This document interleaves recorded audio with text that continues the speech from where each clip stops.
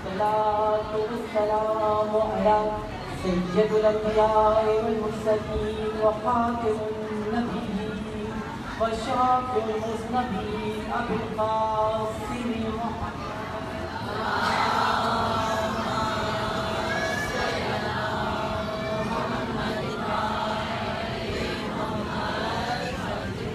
فقال رسول الله صلى الله عليه وسلم إن الحسين مصباح الهدى والسكينة الرجال. سلسلہ مجالس جاری ہے. اس سلسلے کی آج چھٹی مجلس ہے اور ہمارا عنوان فلسفہ زیارت امام حسین علیہ السلام.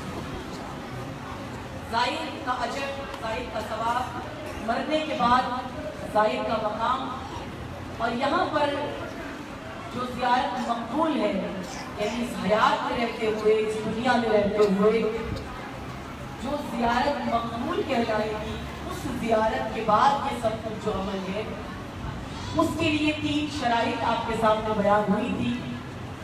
جس شرائط پر پورا اترنے کے بعد یہ فلسفہ جو اصل زیارت کا ہے یہ تبھی مکمل ہو سکتا ہے. اگر ان 3 شرائط کے پورے کیے بغیر ہم زیارت کو انجام دیتے ہیں تو اجر اپنی جگہ موجود ہے، ثواب اپنی جگہ موجود ہے، اجر ملے گا، لیکن وہ جو مخصوص شرائط ہیں کہ آپ کے اگلے پچھلے گناہوں کو معاف کیا جائے گا، وہ آپ کا اجر یا وہ آپ کا صلہ مکمل نہیں ہوتا جب تک کہ اس شرائط کو پورا نہ کیا جائے. اور دوسری چیز کہ میں نے پہلے کہا تھا کہ بچیوں کے لیے، نوجوان کے لیے کہ یہ جائیں زائر بن کر، یہ عمر ہے، یہ ایج ہے، جوانی کی عمر ہے جس میں یہ جائیں. بزرگ اپنی گناہوں کی بخشش کے لیے جائیں گے، نیتیں ہی ہوگی تقریباً شفا کے لیے جائیں گے. لیکن جب جوان وہاں جائے گا تو یقیناً اگر صاحب معرفت ہو کر جائے گا تو کچھ نہ کچھ لے کر ضرور پڑھے گا. ہم اس عمر میں جاتے ہیں جب آدھی سے زیادہ زندگی ہماری گزر چکی ہوتی ہے، لیکن جب زندگی کا صرف وہ لمحہ گزرا ہو جس میں آپ کو حق اور باطل کی صرف تمیز ہوئی ہے اور ابھی آپ کی زندگی مزید باقی ہے، وہ بہترین وقت ہے کہ آپ وہاں پر جائیں. اور انہی 3 شرائط کے ساتھ حق حسین، حرمت حسین اور ولایت حسین کے مطابق اگر آپ جائیں تو یقیناً آپ کوئی نہ کوئی پیغام حسین ابن علی سے لے کر ہی واپس پلٹیں گے. ایسے میرا یقین ہے کہ انسان ایسے واپس نہیں پلٹتا، زندگی انسان کی بدل جاتی ہے. لیکن اس معرفت کے لیے، کیونکہ ہمارا اختتام کی طرف یہ عنوان جا رہا ہے، تو کیونکہ فلسفہ زیارت دیا ہے امام کا، اور اس کے لیے یہ ضروری ہے کہ پتہ چلے کہ یہ تینوں چیزیں حاصل کیسے کریں، کیسے ہوں گی. تو معرفت کے لیے کل بیان ہوا تھا کہ خالی ملنگی نہیں چلے گا، ملنگی سلسلہ یعنی خالی محبت نہیں چلے گی. محبت کے ساتھ جب تک معرفت نہ ہو، محبت معرفت کے ساتھ ہوگی تو پھر آپ حق حسین کی طرف بھی جا سکتے ہیں، آپ ولایت حسین کو بھی سمجھ سکتے ہیں اگر معرفت ہو جائے، اگر انسان صاحب بصیرت ہو جائے. اور یہ معرفت حاصل کرنے کے لیے آپ کو جس پہلی منزل سے دوسری منزل پر قدم رکھنا ہے، پہلی منزل پر آپ سب ہیں، ہم سب ہیں. پہلی منزل کیا بیان کی تھی کل آپ کے سامنے اگر بچوں کو یاد ہو؟ محبت. پہلی منزل ہے محبت، اور محبت پر سب قائم ہے، یعنی پہلا سٹیپ آپ نے اٹھایا ہوا ہے. لیکن ایک اگلا قدم ہے جو قدم عشق ہے. قدم عشق عقلانی ہے، عقل کے بغیر وہ قدم نہیں اٹھایا جا سکتا. عقل ساتھ ہوگی، آپ معرفت کی منزلوں کو طے کرتے ہوئے اس مقام تک پہنچیں گے. پہنچیں گے کیسے؟ لبیک یا حسین، لبیک یا حسین، لبیک یا حسین، لبیک یا حسین، لبیک یا حسین.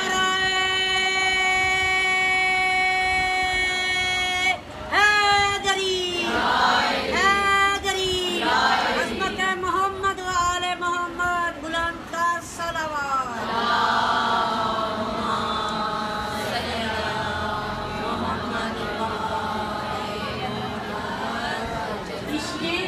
عقلی کی ضرورت ہے، عشق کے سوداگر کی ضرورت نہیں ہے، یا عقل سوداگر کی ضرورت نہیں ہے، وہ عقل جس میں سودے بازی ہو. جیسے اس وقت جو دور چلا ہے الحمدللہ ہمارے یہاں نہیں ہے، ہماری برادری سیکٹر میں کہہ لیجیے کہ یہ نہیں ہے، لیکن اور جگہ پر ہے جہاں پر پیسے لے کر مجلس پڑھی جاتی ہے. یہ سودے بازی ہوتی ہے، یعنی آپ نے کچھ ذکر کیا جس کے بدلے میں آپ نے اجرت وصول کر دی، یہ سودا ہے بہت عقل مند یہ لوگ، کیونکہ عقل سے سودا کرتے ہیں، سودا گری کرتے ہیں. یہ سوداگر، یہ تاجر کیا کرتا ہے؟ یہ مسائل اور فضائل کے بدلے میں مال دنیا لے لیتا ہے. یہ عقل سوداگر ہے، یہ عقل تاجر ہے، یہ تجارت کر رہی ہوتی ہے. اس کو عقل سوداگر کہتے ہیں، عشق نہیں کہتے. یہ جو منبر پر ہوتا ہے وہ عشق نہیں ہوتا. عشق کی منزلیں وہاں طے ہوتی ہیں، اس لیے میں نے کہا عشق عقلانی چاہیے. عشق عقلانی کیا ہے کہ آپ کو حضرت ابراہیم کا قصہ ہے اور قرآن میں بھی موجود ہے اور قصص الانبیاء میں بڑی وضاحت کے ساتھ موجود ہے کہ حضرت ابراہیم کو منجنیق کے ذریعے سے آگ میں ڈالا جا رہا ہے. سب نے سنا ہوا ہے قصہ. ابراہیم اس آگ میں ڈالے جا رہے ہیں جس کے بارے میں قرآن میں لکھا ہے کہ اگر کوئی پرندہ بھی دور سے اڑتا تھا تو جل جاتا. اس قدر آگ ہے، اور اس آگ میں جہاں انسان کو اپنی موت نظر آ رہی ہو، جہاں پتا ہے کہ اب سب ختم ہونے والا ہے، اب اس نبوت اور رسالت کے بدلے میں مجھے یہ لوگ جو سزا دیں گے وہ سزا یہ ہوگی اس بت شکنی کے بدلے میں. نہیں بت شکن ہے، اس بت شکنی کے بدلے میں، اس مقابلے کے بدلے میں اپنی خدا کی وحدانیت کو لوگوں کو بتانے کے سلے میں، توحید اجاگر کرنے کے سلے میں اب جو مجھے اس کی سزا ملنے والی ہے یہ موت ہے. اور موت بھی کوئی ایسی موت نہیں ہے کہ مار کر آگ میں جلایا جائے، بلکہ زندہ کو آگ میں اتارنے کے لیے تیار کیا جا رہا ہے.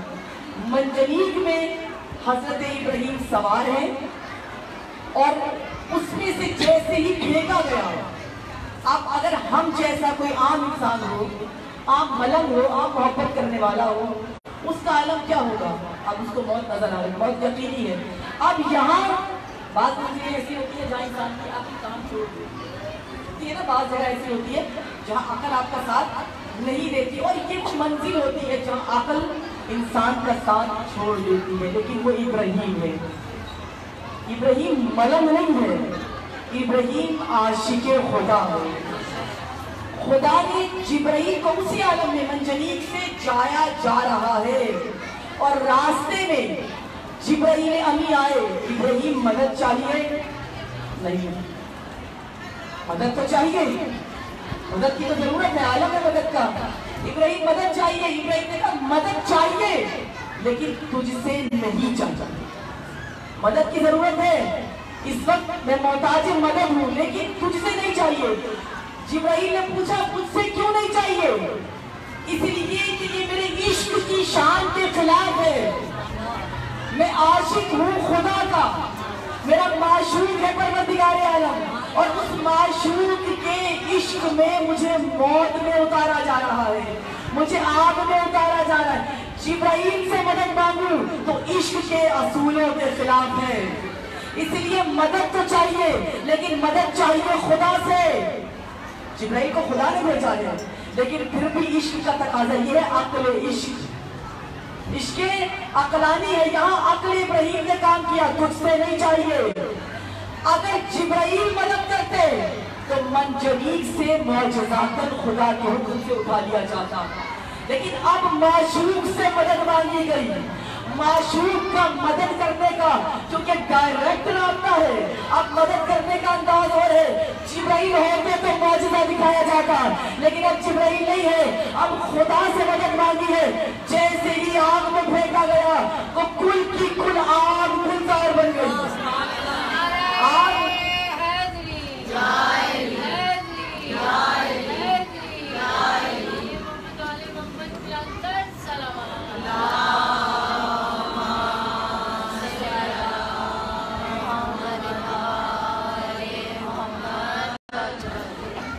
مدد کس سے مانگی؟ معشوق سے مدد مانگی. جس کا عاشق ہوں مدد وہ کرے گا جو آگ کو ٹھنڈا کر دیتا ہے. اور خدا نے یہ دکھایا کہ کیسے اپنے عاشق کی مدد کی جاتی ہے. کربلا میں آپ کو جو بلایا جا رہا ہے، اس طرف جو آپ کو بلایا جا رہا ہے، اس کو بلانے میں بھی آپ کا اور آپ کے معشوق کا ڈائریکٹ رابطہ ہے. یہ کہیں نہیں کہا کہ آپ جب مزار پہ جا رہے ہیں تو پہلے جبرائیل کو بتائیں گے، پھر جبرائیل امین اور باقی کوئی فرشتہ آئے گا، وہ فرشتہ آپ کو اندر جانے کی اجازت دے گا اور پھر آپ روزہ حسین میں داخل ہوں گے. نہیں، یہ عاشق و معشوق کا ڈائریکٹ رابطہ ہے. ہمارے جانے کا انداز کا مختلف ہے. مطلب جاتے جو ہیں ہم وہ بڑے عجیب طریقے سے جاتے ہیں، اور جب واپس آتے ہیں تو جیسے جاتے ہیں، میں پہلی مرضی سے کہہ رہی ہوں، ہم ویسے لوٹ آتے ہیں. ویسے لوٹ کے آنا نہیں ہے. جیسے جاتے ہیں، ایک عالم دین ان سے ان کا شاگرد آیا ان کے پاس اور اس نے آ کر بتایا کہ میں حج کے لیے جا رہا ہوں، یہ سعادت مجھے نصیب ہو رہی ہے، آپ میرے لیے کوئی دعا کریں. انہوں نے دعا کی کہ خدا کرے تم واپس نہ آئے. شاید یہ واقعہ پہلے آپ کے سامنے بیان ہوا ہے. دعا کی کہ خدا کرے تم واپس نہ آؤ، واپس نہ پڑھ کر. یہ کیسی دعا ہے؟ یہ تو موت کی دعا ہے کہ واپس نہ پڑھ کر. اس نے کہا یہ کیسی دعا دی ہے آپ نے؟ انہوں نے کہا میرا کہنے کا مقصد یہ جیسے جا رہے ہو ویسے واپس نہ پلٹو، مر جاؤ لیکن جب پلٹو تو نئے جنم کے ساتھ پلٹو، جب پلٹو تو نئی حیات کے ساتھ پلٹو، جب واپس آؤ تو نئی زندگی کے ساتھ واپس آؤ. یہی فلسفہ ہے کربلا کا. ہمارے بزرگ جب جا رہے ہوتے ہیں، کیونکہ زیادہ تر بزرگ ہی جاتے ہیں، ایک دعا میں ان کے منہ سے سنتی، میرے اپنی والدہ سے بھی سنی. جب جانے لگی ہم نے ٹیلی فون کیا ان کو کہ آپ جائیں خیریت سے واپس آئیں، مبارکباد دی انہیں کہ شرف نصیب ہو رہا ہے. انہوں نے کہا بس دعا کرو میں وہیں دفن ہو جاؤں، اور دعا کرو میں وہیں مر جاؤں. اکثر بزرگ جب جاتے ہیں تو یہ دعا کروا کے جاتے ہیں ہم وہیں مر جائیں، ہمیں وہاں موت آ جائے، ہم وہاں سے واپس نہ آئیں.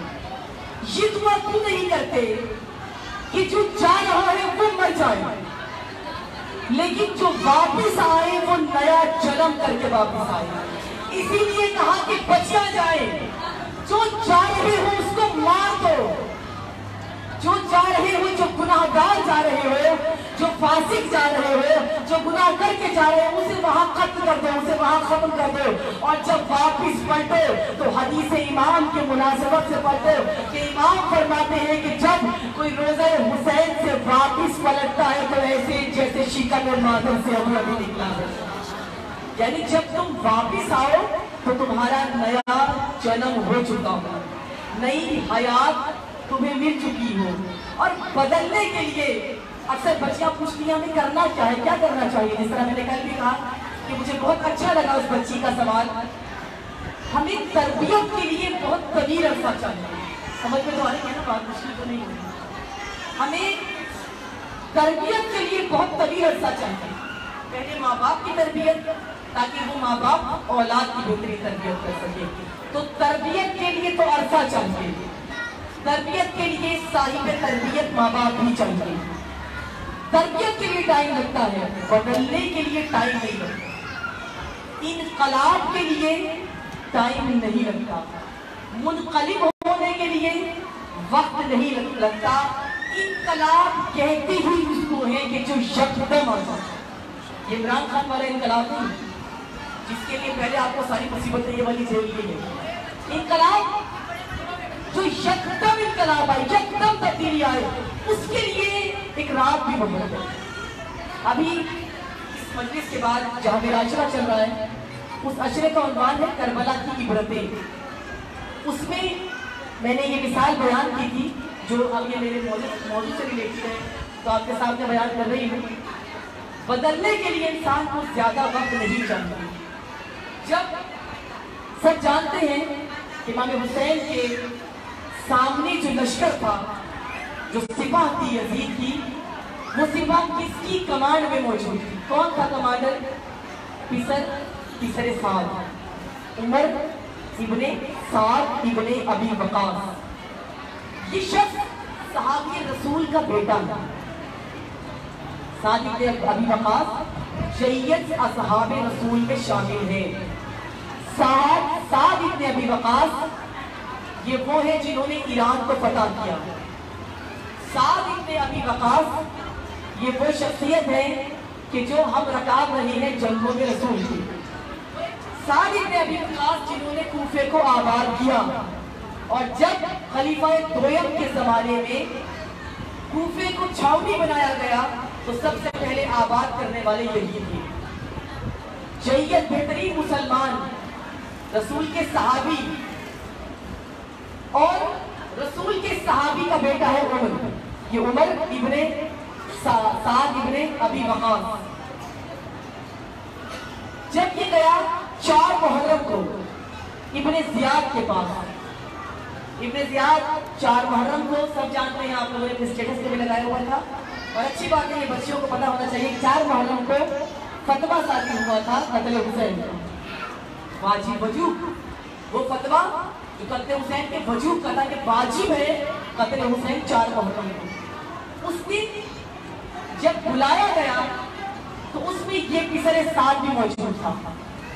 اس کو کہا کہ تم نے کمانڈ کرنا ہے، تم نے لشکر لے کے جانا ہے اور حسین ابن علی کا قتل کرنا ہے، ہمیں سر حسین چاہتا ہے۔ اس وقت اس نے، کیونکہ صحابی کا بیٹا تھا، اس نے کہا اس کے بدلے میں کیا ملے گا؟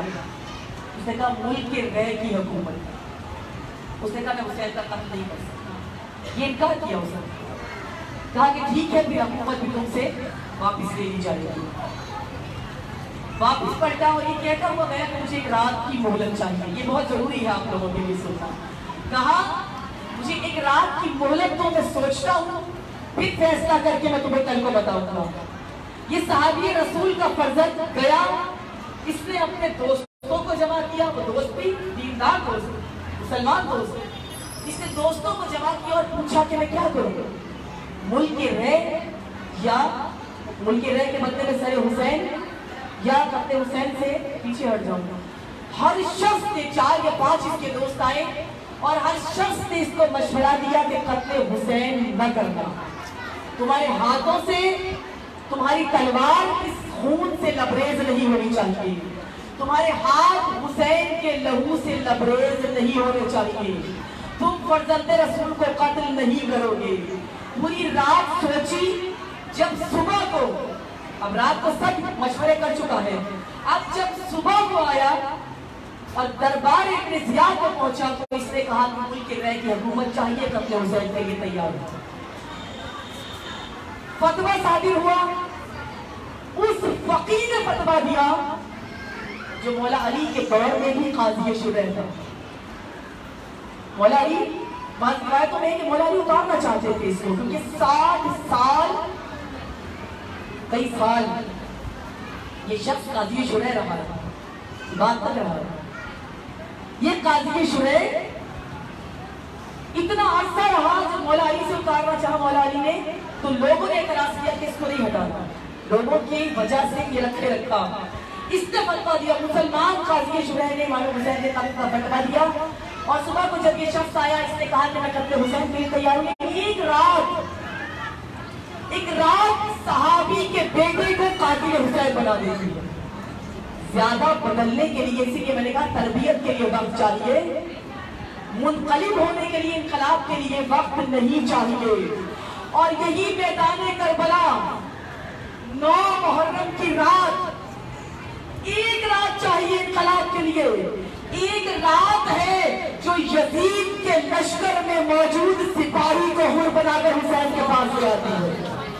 ایک رات چاہیے، زیادہ وقت بدلنے کے لیے نہیں چاہیے ہوتا۔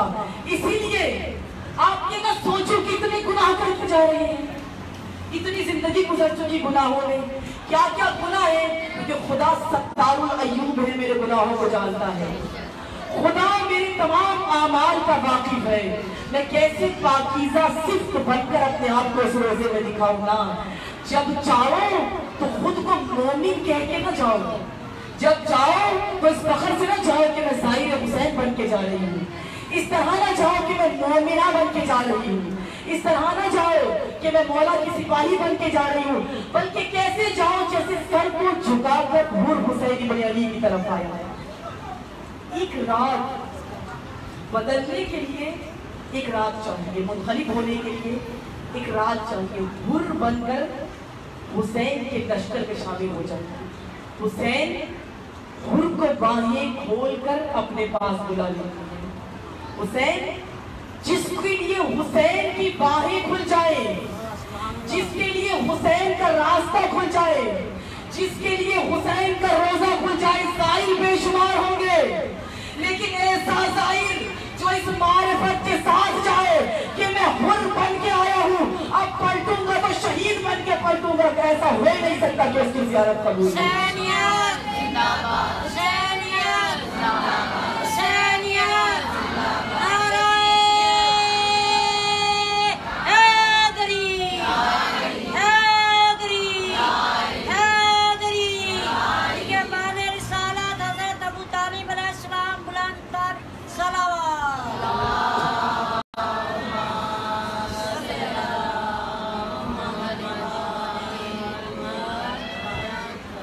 کس کو بلاتے ہیں حسین؟ فلسفائی زیارت حسین۔ حسین کس کو بلاتے ہیں؟ حسین نے نہیں کہا کہ صرف سادات آئے، میرے سادات آئے۔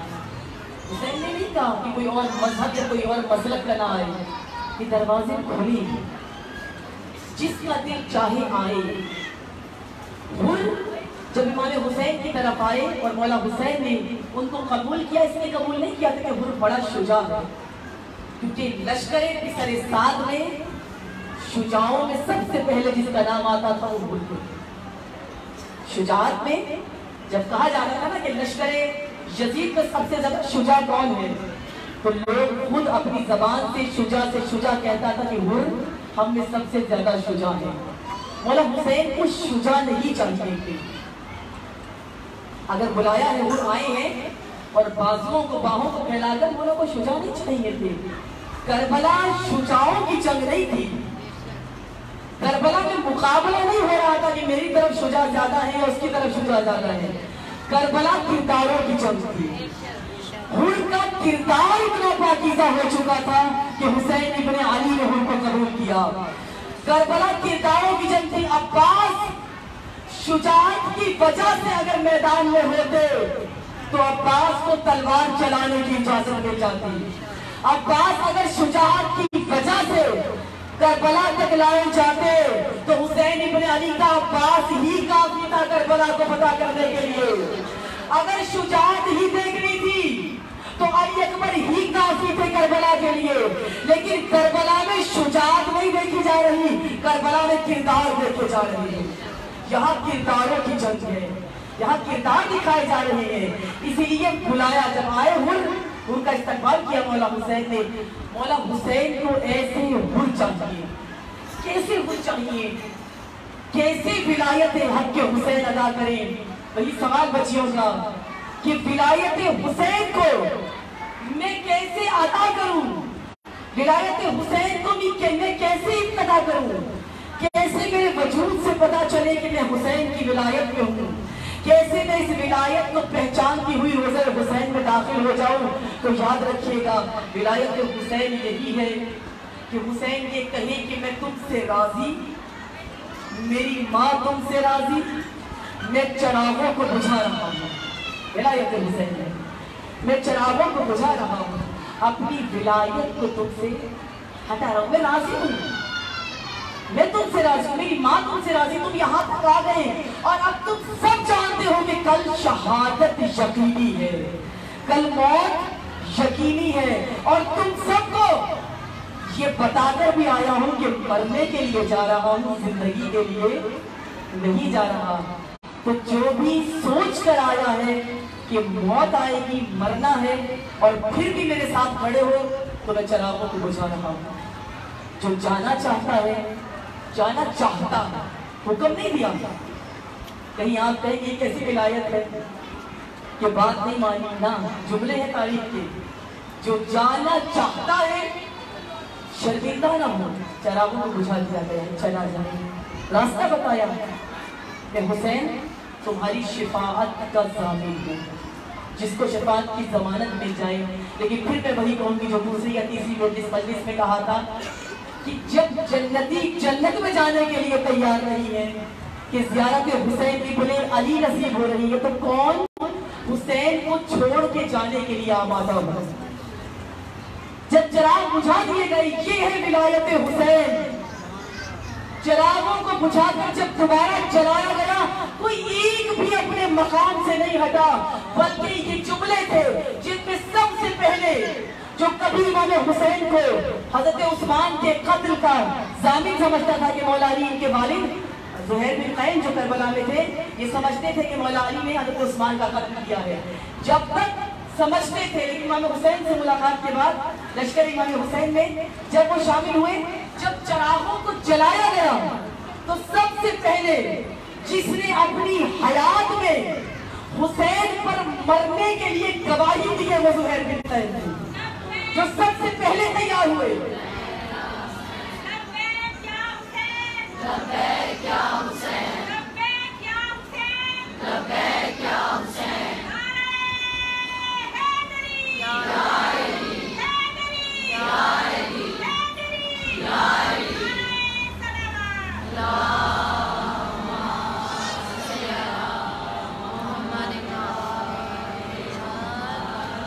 کربلا کیا بتا رہی ہے؟ کس کو آنا ہے کربلا؟ ردائے زر کا نہیں جو کفن کا شیدا ہو، ردائے زر کا نہیں، حکومت رہنی چاہیے، ردائے زر کا نہیں جو کفن کا شیدا ہو، یہاں وہ آئے جو دار رسن کا شیدا ہو، جو چادریں اتروانے کے لیے تیار ہوا جائے، جو رسن بستہ ہونے کے لیے تیار ہو، تو کربلا آ جائے۔ یہ شہید جو ہوتے ہیں نا، یہ ایسے شہید نہیں ہوتے ہیں، شہید کی زندگی بتاتی ہے آگے جا کے اس سے شہید ہوتے ہیں، اس کی حیات اس کی شہادت کی گواہ ہوتی ہے۔ جو مرنے کے لیے تیار ہے کربلا آ جائے،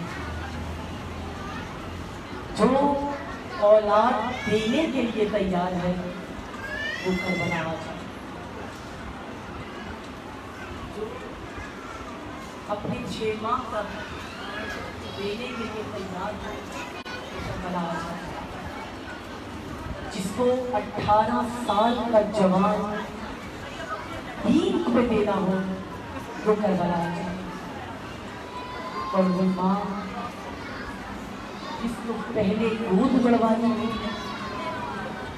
اور پھر مانگ اجڑوانی ہو اور پھر رسل بستہ ہو کر کوفہ و شام کے بازاروں میں جانا ہو اور تیار ہو، اس ساتھ کربلا آ جائے۔ آج آپ کو اس ماں کو اس کے لال کا بھروسہ دینا ہے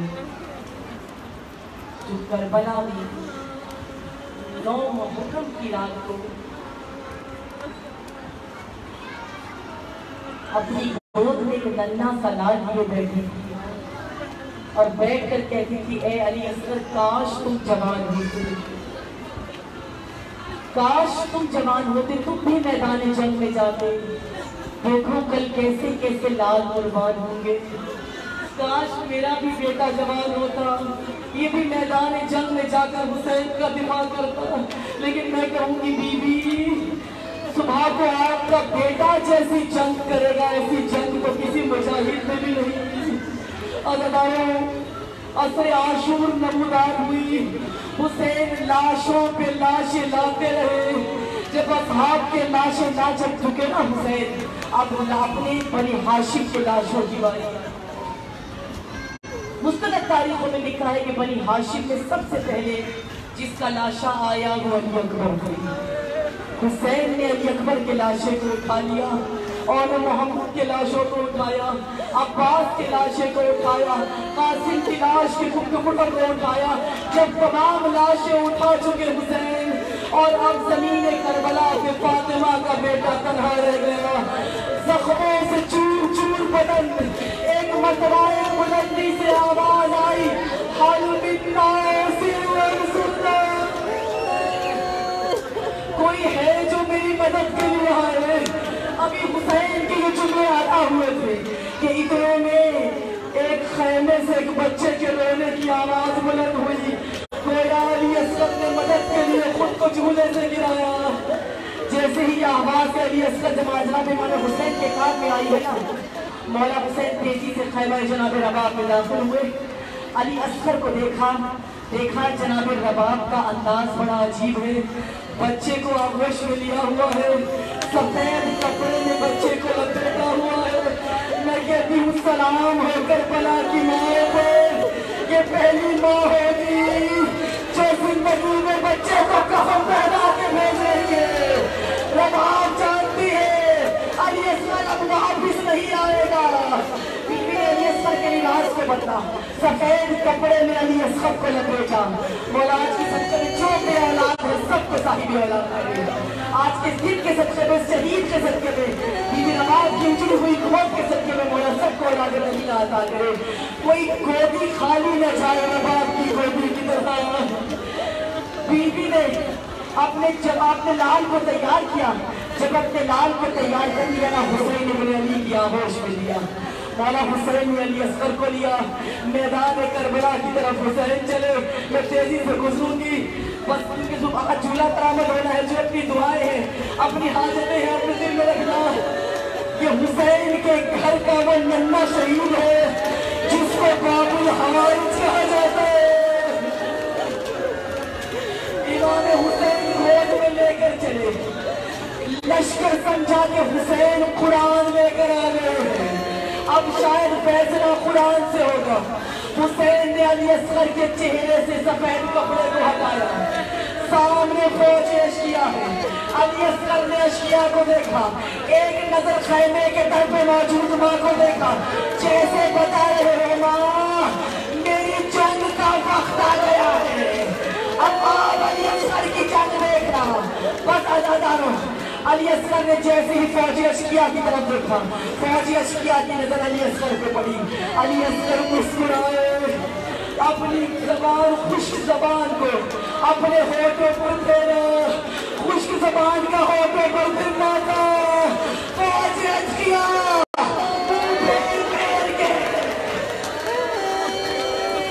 अशकिया मुंह फेर के रोना शुरू हुई। एकदम बिखरे साल को ख्याल आया कि अगर फौरी तौर पर ये कलाम पैदा न किया गया, फौरी तौर पर ये शहीद न किया गया, तो मेरी फौज बागी हो जाएगी। जब चारों तरफ देखा बिखरे साल में, फौज में कोई ऐसा नजर न आया जो अली असगर पर तीर बांध सके। नहीं ने हुरबला को बुलाया।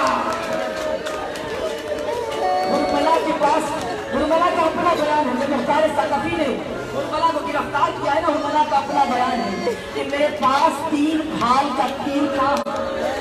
मुझे किसी ने साथ में कहा कि अली असगर का निशाना लो, तीर अली असगर को लगना चाहिए। अदारा हुरबला कहता है मैंने पहला तीर चलाया, अभी तीर चलाया था कि निशाना खता हो गया, दूसरा तीर चलाया निशाना खता हुआ। तीसरे साथ तेजी से करीब आया, आते नहीं कहता हुरबला तू जानता है तुझसे ज्यादा बेहतरीन निशाना किसी का नहीं था। हुरबला तेरा निशाना खता क्यों होता है? हुरबला कहता है वो देख खैमे के चलते हुए गया। आप आपकी भी औलाद होगी, खैमे के दर पे कोई है। मैं जब भी निशाना लेता हूँ, कोई बीवी है जो खैमे के दर का दरवाजा उठा देती है, पर्दा हटा देती है और देख रही होती है। मुझे ऐसा लगता है जैसे कह रही हो हुरबला मेरा बच्चा प्यासा है, हुरबला ये गला बहुत छोटा।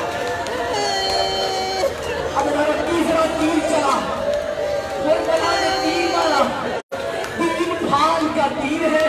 रिवायत कहती है तीनों हिस्से अली असगर के वजूद में ऐसे पेवस्त हुए हैं। एक हिस्सा करूर अली असगर में, एक हिस्सा कान अली असगर में, एक हिस्सा तमाम अली असगर में पेवस्त होता हुआ हुसैन के हाथ में, हुसैन के हाथ में पेवस्त हुआ। हुसैन ने अली असगर का लहू अपने चेहरे पर लगाया, खैमे के पीछे गए, एक कब्र बनाई अली असगर की। इमाम हुसैन ने अली असगर की कब्र बना दी। اب جو بیویاں رونے کے لیے آئی ہیں، علی اصغر دفن ہو گئے، کربلا برپا ہو گئی، شام غریبہ ہو گئی، خیموں کو جلا دیا گیا، سروں کو کاٹ لیا گیا، لیکن نیزوں پہ سروں کو بلند کیا گیا۔